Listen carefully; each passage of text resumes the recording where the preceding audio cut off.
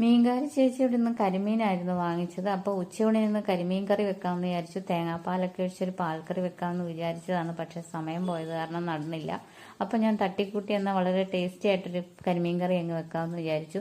അതിന് വേണ്ടിയിട്ട് ഒരു സ്പൂൺ വെളിച്ചെണ്ണ ചട്ടിയിലേക്ക് ഒഴിച്ചു. ഒരു സവാള, ഇഞ്ചി, പച്ചമുളക്, വെളുത്തുള്ളി, കറിവേപ്പില ഇതെല്ലാം കൂടി ഇട്ടൊന്ന് വാടി വരുമ്പോൾ അല്പം മഞ്ഞൾപ്പൊടിയും ഉപ്പും ചേർത്ത് ഒരു ചെറിയൊരു കഷ്ണം കായവും കൂടെ ചേർത്തിട്ടുണ്ട്. ഇതെല്ലാം ഒന്ന് വാടി വരുമ്പോൾ നമ്മൾ അരപ്പ് ചേർക്കുകയാണ്. 2 സ്പൂൺ തേങ്ങയും 2 സ്പൂൺ മുളക് പൊടിയും 1 സ്പൂൺ മല്ലിപ്പൊടിയും ചെറിയ ഉള്ളിയും മഞ്ഞൾപ്പൊടിയും കൂടെ അധികം വെള്ളം ചേർക്കാതെ അരച്ച അരപ്പാണ്. അരപ്പ് വെളിച്ചെണ്ണയിൽ കിടന്ന് നന്നായിട്ടൊന്ന് മൂത്ത് വന്നതിന് ശേഷം അതിലേക്ക് നമ്മുടെ വടക്കംപുളിയും തക്കാളിയും ചേർക്കുക. ജാറ് കഴുകി ആവശ്യത്തിന് വെള്ളവും ചേർത്ത് ഉപ്പും ചേർത്ത് അരപ്പ് തിളച്ച് വരുമ്പോൾ നമ്മുടെ കരിമീൻ കഷ്ണങ്ങളൊക്കെ അതിലേക്ക് ഇങ്ങനെ ഇട്ട് കൊടുക്കുക. എന്നിട്ട് പുറത്ത് കുറച്ച് കറിവേപ്പിലയും കൂടെ ഇട്ട് ഒന്ന് മൂടി വയ്ക്കുക. ഒരു 5 മിനിറ്റ് കഴിയുമ്പോൾ വളരെ സ്വാദിഷ്ടമായ നമ്മുടെ കരിമീൻ കറി ഇവിടെ റെഡി ആയിട്ടുണ്ട്. അപ്പോൾ